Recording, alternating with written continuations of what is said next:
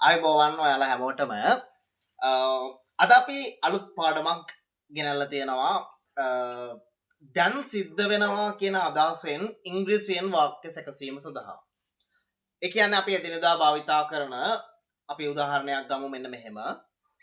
මට දැන් බොන්න සිද්ධ වෙනවා. එහෙම නැත්නම් මට දැන් වතුර බොන්න සිද්ධ වෙනවා. නැත්නම් මට දැන් වතුර ටිකක් බොන්න සිද්ධ වෙනවා. මෙන්න මේ වගේ වාක්‍ය කියන්නේ දැන් සිද්ධ වෙන දේවල්.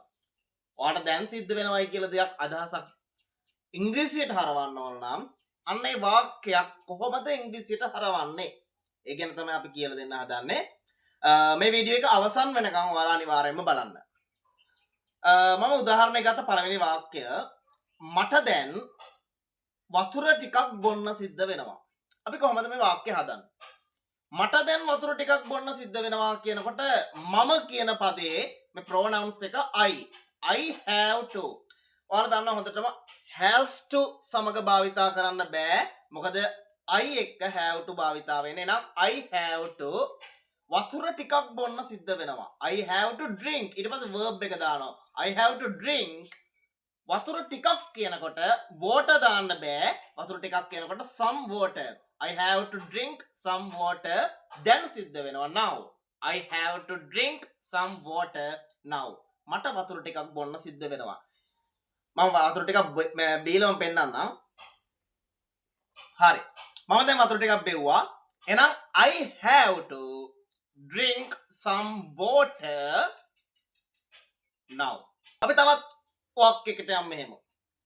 මට දැන් බත් කන්න සිද්ධ වෙනවා. කොහොමද වාක්‍ය හදන්නේ? මට දැන් බත් කන්න සිද්ධ වෙනවා. I have to eat rice now. මට දැන් බත් කන්න සිද්ධ වෙනවා. අපි දැන් මට කියන වචනය පැත්තකින් තියලා අපි දැන් ගමු. ඇයට දැන් අපි පළවෙනි වාක්‍යයටම යමු. පළවෙනි වාක්‍යය හදුවා මට දැන් බොන්න සිද්ධ වෙනවා. වතුර ටිකක් බොන්න සිද්ධ වෙනවා. අපි මේ වාක්‍යෙම ගමු ඇයට දැන් වතුර ටිකක් බොන්න සිද්ධ වෙනවා. ඇයට කියනකොට ඇය කියන්නේ pronouns එකක්. එනම් she has to ඇයට දැන් වතුර ටිකක් බොන්න සිද්ධ වෙනවා. She has to drink some water now. හරිම ලේසි. මොකද්ද වෙනස් වුනේ? pronouns එක වෙනස් වුණා. pronouns එක වෙනස් වෙද්දී she, he, it and singular pronouns එක has to භාවිතා වෙනවා. I, we, you, they and plural pronouns එක අපි have to භාවිතා වෙනවා. ඉතින් මේක හොඳින් මතක තියාගන්න. මේ කොටස් දෙක පැටලෙනවා. I, we, you, they එක have to භාවිතා වෙනවා. He, she, it එක has to භාවිතා වෙනවා.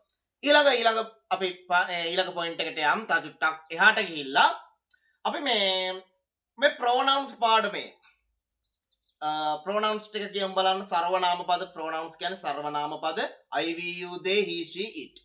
I කියන්නේ මම, we අපි, they own, he ඔහු, she ඇය, it ඌ. මෙන්න මේ pronouns පද කීපය භාවිතා කරලා අපිට ඕනෑ තරම් වාක්‍ය හදන්න පුළුවන්.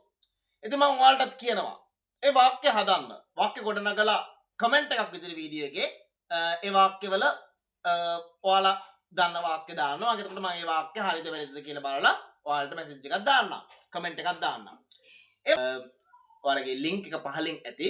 අපි ඒක next week වලදී ඒ පාඩම අපි ඔයාලට ගේනවා. එහෙනම් ඔයාලගෙන් සමු ගන්නවා. Goodbye. Nice to meet you.